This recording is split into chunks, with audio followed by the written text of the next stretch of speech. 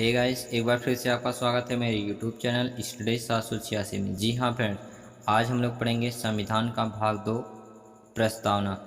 Friends, मैं इससे पहले एक वीडियो ऑलरेडी डाल चुका हूँ संविधान के स्रोत का। अगर आपने उसको नहीं देखा है तो वीडियो के नीचे डिस्क्रिप्शन में जाके आप उसको आसानी से देख सकते हो। फ्रेंड्स, आज के बाद इस वीडियो को देखने के बाद आपका कोई भी क्वेश्चन प्रस्तावना से पेपर में छूटेगा नहीं। ठीक फ्रेंड्स, तो देखते हैं कैसे कैसे संविधान की प्रस्तावना का निर्माण हुआ।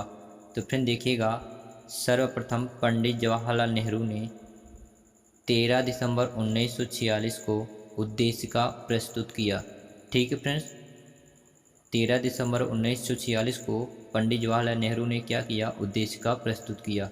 और फ्रेंड्स, यही उद्देशिका संविधान निर्माण के अंत में प्रस्तावना का रूप ले लिया। ठीक है फ्रेंड्स, क्योंकि ये उद्देशिका लास्ट में संविधान के निर्माण में प्रस्तावना का रूप ले लिया, इसीलिए प्रस्तावना को हम लोग उद्देशिका भी कहते हैं।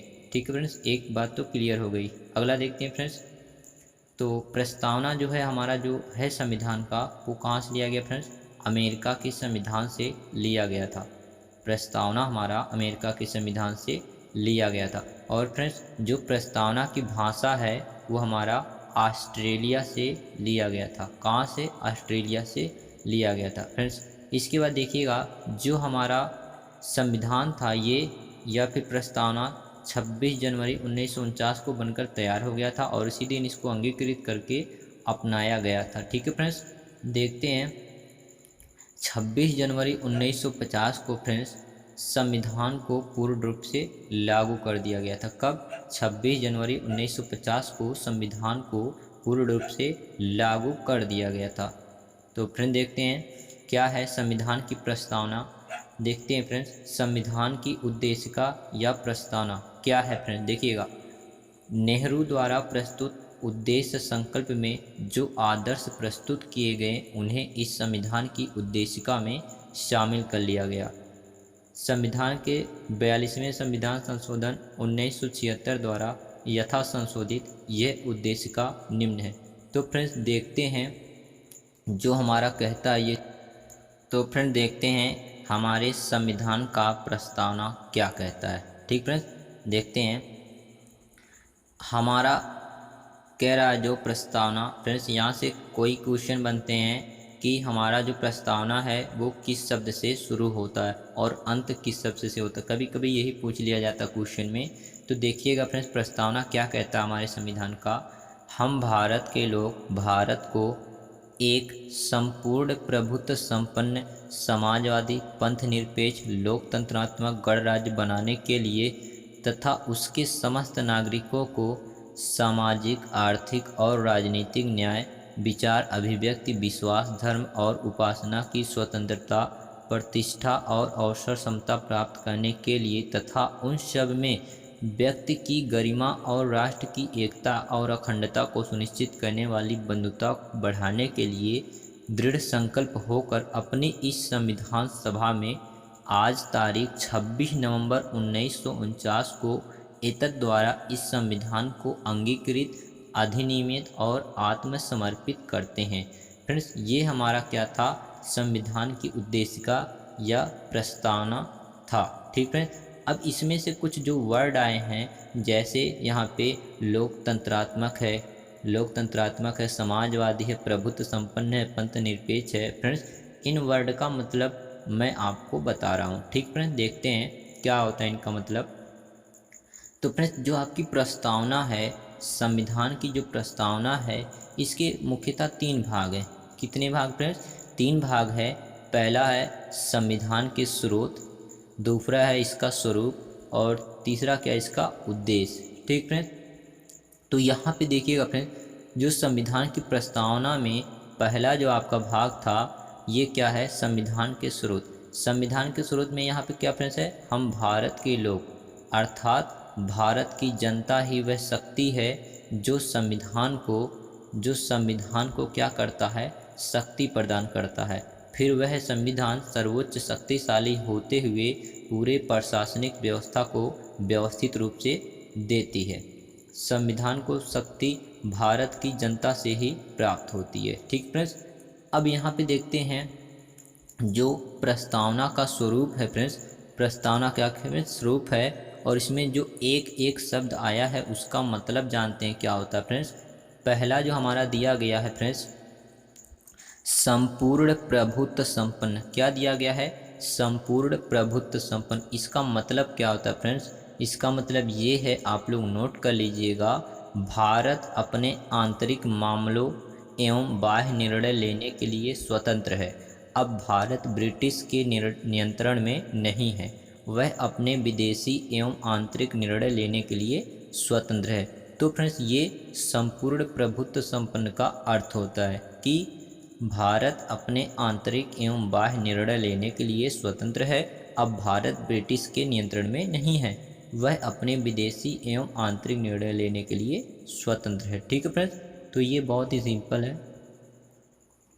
तो फ्रेंड्स यहाँ पे संपूर्ण प्रभुत्व संपन्न का मतलब आपको समझ में आ गया होगा फ्रेंड्स। अब देखते हैं समाजवादी का क्या मतलब है।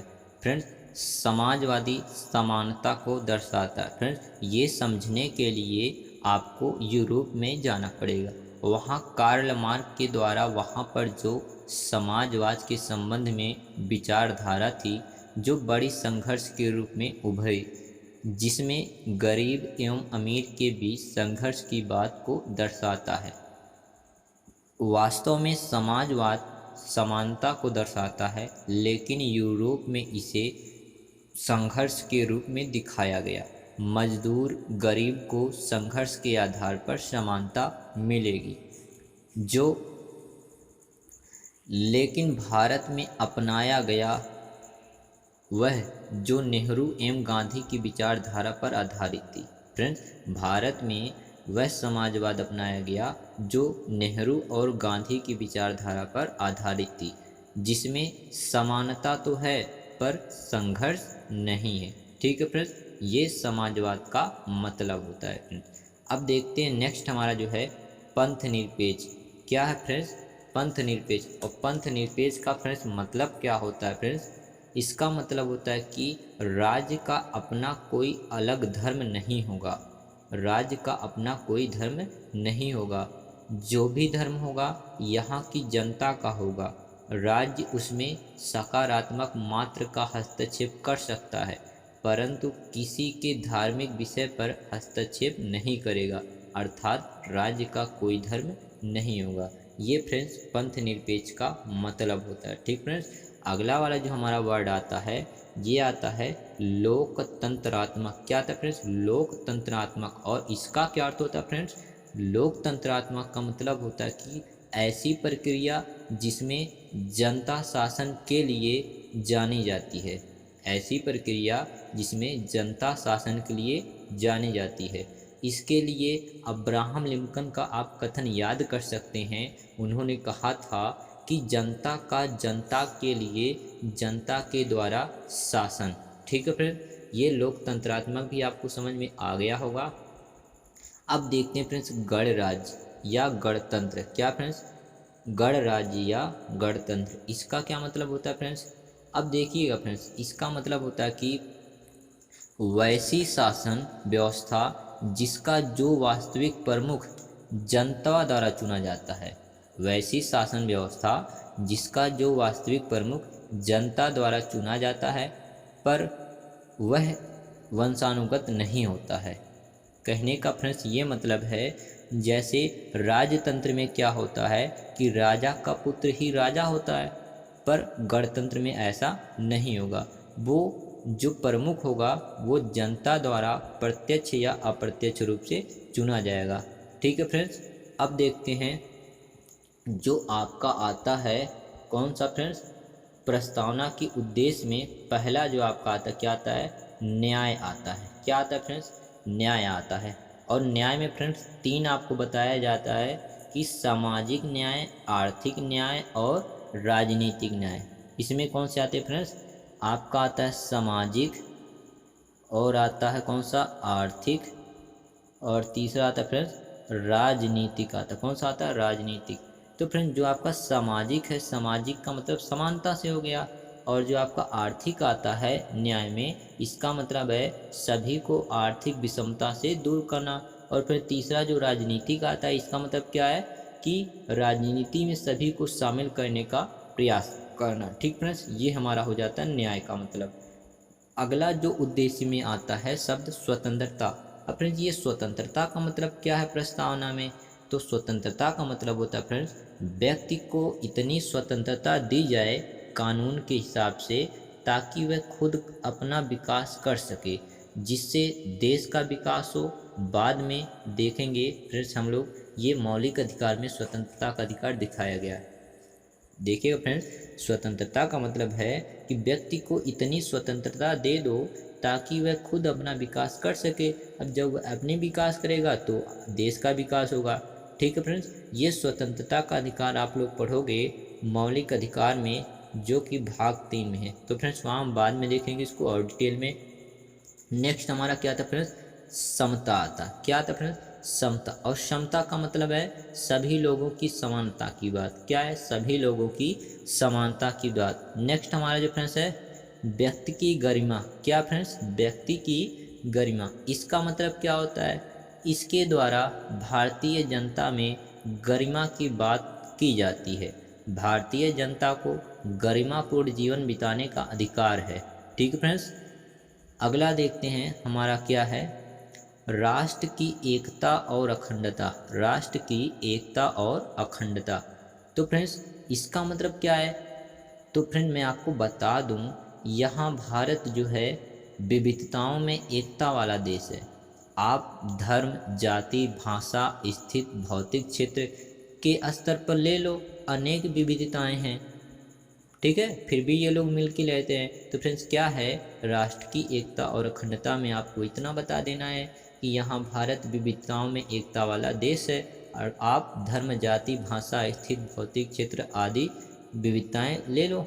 ठीक फ्रेंड्स, लास्ट जो हमारा आता है क्या आता है फ्रेंड्स, बंधुता आता है। क्या आता है फ्रेंड्स, बंधुता। बंधुता का मतलब फ्रेंड्स आपसी भाईचारे से। किससे, आपसी भाईचारे से। तो फ्रेंड्स इतना क्या था फ्रेंड्स, जो हमारी संविधान की प्रस्तावना में जो कुछ प्रमुख वर्ड आते हैं उसका मतलब हमने जाना क्या होता है। अब फ्रेंड्स आगे चलते हैं, प्रस्तावना की कुछ मुख्य बातें। प्रस्तावना की कुछ मुख्य बातें क्या क्या है फ्रेंड्स, उसको हम लोग देख लेते हैं। तो देखिएगा फ्रेंड्स, पहला जो वाला है, इसे संविधान की कुंजी या आत्मा भी कहते हैं। क्या फ्रेंड्स, इसे संविधान की कुंजी या आत्मा। जी हाँ फ्रेंड्स, प्रस्तावना को संविधान की कुंजी या आत्मा भी कहा जाता है। आगे देखते हैं फ्रेंड्स और क्या क्या है। इसमें समाजवादी, पंथनिरपेक्ष तथा राष्ट्र की अखंडता शब्द 42वें संविधान संशोधन 1976 के द्वारा जोड़ा गया था। ये क्वेश्चन फ्रेंड्स पेपर में पूछा जाता है कि किस संविधान के संशोधन के तहत समाजवादी, पंथनिरपेक्ष, अखंडता शब्द जोड़ा गया था। अगला क्या हमारा है मुख्य बात, भारत का संविधान सबसे बड़ा लिखित एवं सर्वाधिक व्यापक संविधान है। और भारतीय संविधान देखिएगा फ्रेंड्स, भारतीय संविधान अंशतः कठोर और अंशतः लचीला। ये भी फ्रेंड्स पूछा गया है, भारतीय संविधान किस देश का संविधान लचीला है, तो भारत का संविधान लचीला होता है। अगला देखते हैं फ्रेंड्स क्या है हमारा, भारतीय राजनीतिक व्यवस्था में संविधान सर्वोच्च है। क्या है, सबसे ऊंचा संविधान। कुछ और पॉइंट्स देखते हैं फ्रेंड्स, केशवानंद भारतीयवाद में ही सर्वोच्च न्यायालय में मूल ढांचा का सिद्धांत दिया गया तथा प्रस्तावना को संविधान का मूल ढांचा माना गया। ये फ्रेंड्स पूछा जाता है जो संविधान का मूल ढांचा है वो किस वाद के अंतर्गत, ये आता है केशवानंद भारतीयवाद के अंतर्गत। तो अगला स्टार देखते फ्रेंड्स हमारा क्या है, लिखित संविधान। लिखित संविधान की अवधारणा फ्रेंड्स कहाँ से लिया गया था, ये फ्रांस की देन है। किसकी देन है, फ्रांस की देन है। नेक्स्ट देखते हैं हमारा क्या है, नेक्स्ट हमारा है भारत के संविधान में संघीय शासन शब्द का प्रयोग नहीं हुआ है। संघीय शासन शब्द का प्रयोग नहीं, इसका मतलब क्या फ्रेंड्स, भारत जो है राज्यों का संघ घोषित किया, यानी कि फ्रेंड्स भारत जो है राज्यों का संघ है। ठीक है फ्रेंड्स, अब आगे देखते हैं कुछ बहुत ही इंपॉर्टेंट फ्रेंड्स, ये IAS PCS के लिए। ठीक फ्रेंड्स, IAS और पीसीएस के लिए आपका बहुत इंपॉर्टेंट फ्रेंड्स, कई बार पूछा जा चुका है फ्रेंड्स, देखना क्या क्या है ये चीज़ें, बहुत इंपॉर्टेंट है आपके एग्जाम व्यू से। तो फ्रेंड्स यहाँ पे जो लिखा गया है N.A. पालरी, क्या है N.A. पालरी, इन्होंने प्रस्तावना को संविधान का परिचय पत्र कहा। क्या कहा? इन्होंने प्रस्तावना को संविधान का परिचय पत्र कहा। ठीक है फ्रेंड्स। इसके बाद देखिएगा फ्रेंड्स दूसरा वाला, अल्लादी कृष्णा स्वामी अय्यर, अल्लादी कृष्णा स्वामी अय्यर। ठीक फ्रेंड्स, इन्होंने क्या बताया? इन्होंने कहा कि जो प्रस्तावना है हमारे देश का प्राचीन कालीन, क्या रहेगा? हमारे देश का प्राचीन कालीन, यहाँ पे फ्रेंड्स क्या रहेगा? प्राचीन कालीन सपनों का विचार है। इसका क्या मतलब फ्रेंड्स कि लंबे समय में हम कैसा शासन चाहते हैं, कैसा देश चाहते हैं, ये सब प्रस्तावना में छुपा हुआ है। ये किसने बताया था फ्रेंड्स? अल्लादी कृष्णा स्वामी अय्यर। ठीक फ्रेंड्स, नेक्स्ट देखते हैं आगे हमारा क्या है। देखिएगा फ्रेंड्स ये भी बहुत इंपॉर्टेंट है, ये बहुत इंपॉर्टेंट फ्रेंड्स, इसको नोट कर लीजिएगा, नोट क्या सब कुछ कर लीजिएगा, बहुत इंपॉर्टेंट है जितना है। और वीडियो के नीचे पीडीएफ का लिंक भी आपको दिया गया, पीडीएफ भी आप लोग प्राप्त कर सकते हो। ठीक फ्रेंड्स, देखते हैं क्या है। डॉक्टर भीमराव अंबेडकर, इन्होंने क्या बताया?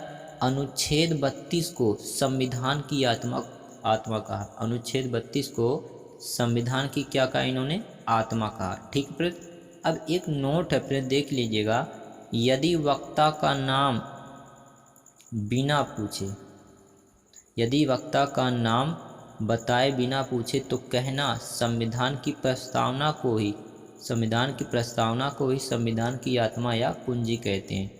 कहने का फ्रेंड्स ये मतलब हुआ, अगर कहे कि संविधान की आत्मा या कुंजी क्या है तो आप फ्रेंड्स बताओगे प्रस्तावना है। अगर फ्रेंड्स नाम लेके कहे कि डॉक्टर भीमराव अंबेडकर ने किसे संविधान की आत्मा माना तो आप कहोगे अनुच्छेद 32। अगर फ्रेंड्स डॉक्टर भीमराव अंबेडकर का नाम ना लिया जाए तो आप कहना संविधान की आत्मा और कुंजी क्या है? प्रस्तावना है। ठीक फ्रेंड्स, अगर नाम ले लिया कि डॉक्टर भीमराव अंबेडकर ने किसे आत्मा माना तो आप कहोगे अनुच्छेद 32 को। ठीक फ्रेंड्स, जब नाम लेगा तो अनुच्छेद 32, नाम नहीं लेगा तो प्रस्तावना आपका सही हो जाएगा, आत्मा। आगे देखते हैं फ्रेंड्स, ये भी बहुत होता है डाउटफुल क्वेश्चन, तो देख लेते हैं फ्रेंड्स, क्या प्रस्तावना संविधान का अंग है? क्या प्रस्तावना संविधान का अंग है? तो देखना फ्रेंड्स कैसे है। यहाँ पे फ्रेंड्स दो संघवाद था, वाद हुआ। पहला था वीरूबारी संघवाद, वीरूबारी संघवाद 1960। इसमें क्या था फ्रेंड्स? इसमें सर्वोच्च न्यायालय ने कहा प्रस्तावना संविधान का अंग नहीं है, अतः इसमें कोई भी संशोधन नहीं किया जा सकता। ठीक फ्रेंड्स, क्या बताया था वीरूबारी संघवाद में सर्वोच्च न्यायालय ने? कि प्रस्तावना संविधान का अंग नहीं है, अतः इसमें कोई भी संशोधन नहीं किया जा सकता। इसके बाद क्या हुआ? एक था केशवानंद भारती केरल राजवाद, केशवानंद भारती केरल राजवाद 1973। इसमें सर्वोच्च न्यायालय ने माना कि प्रस्तावना जो है संविधान का ही एक अंग है तथा इसमें संशोधन भी किया जा सकता है, परंतु इसके मूल ढांचे को नहीं बदला जा सकता। फ्रेंड्स इसको याद रखिएगा। ठीक है, तो जैसे देखो पहले सर्वोच्च न्यायालय ने क्या माना कि जो प्रस्तावना है वो संविधान का अंग नहीं है, फिर बाद में उसने क्या माना कि संविधान का अंग है तो इसमें संशोधन भी किया जा सकता है। तुरंत फ्रेंड इसी के बाद क्या हुआ?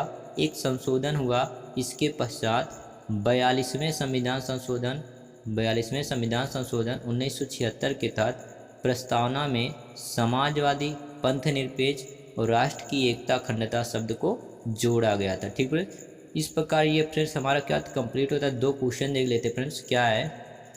पहला क्वेश्चन हमारा पूछ रहा है कि भारतीय संविधान में समाजवादी, पंथनिरपेक्ष, राष्ट्र की एकता अखंडता शब्द किस संविधान संशोधन के तहत जोड़ा गया? तो फ्रेंड्स आपका जवाब क्या होगा अगर आप लगाते हो? क्या फ्रेंड्स अभी अभी देखो ऊपर पढ़ा आपने, क्या लगाया फ्रेंड्स? 42वें संविधान संशोधन 1976। तो फ्रेंड्स आपका क्या हो जाएगा? फर्स्ट वाला ऑप्शन बिल्कुल सही हो जाएगा, 42वें संविधान संशोधन 1976 के तहत। नेक्स्ट देखते हैं क्वेश्चन और हमारा जो कह रहा कि संविधान में उद्देश्य प्रस्ताव को किसने प्रस्तुत किया? संविधान में उद्देश्य प्रस्ताव को किसने? तो फ्रेंड्स 4 ऑप्शन दिया गया है, तो इसमें से जो आपका सही है पंडित जवाहरलाल नेहरू। जी हाँ फ्रेंड्स, इन्होंने ही संविधान के उद्देश्य प्रस्ताव को प्रस्तुत किया था। तो फ्रेंड्स इस प्रकार आज का वीडियो हमारा कंप्लीट होता है। फ्रेंड्स वीडियो को पसंद आए तो स्टडी 786 को सब्सक्राइब करना मत भूलना। ठीक फ्रेंड्स, और वीडियो को लाइक करना और सब्सक्राइब करना मत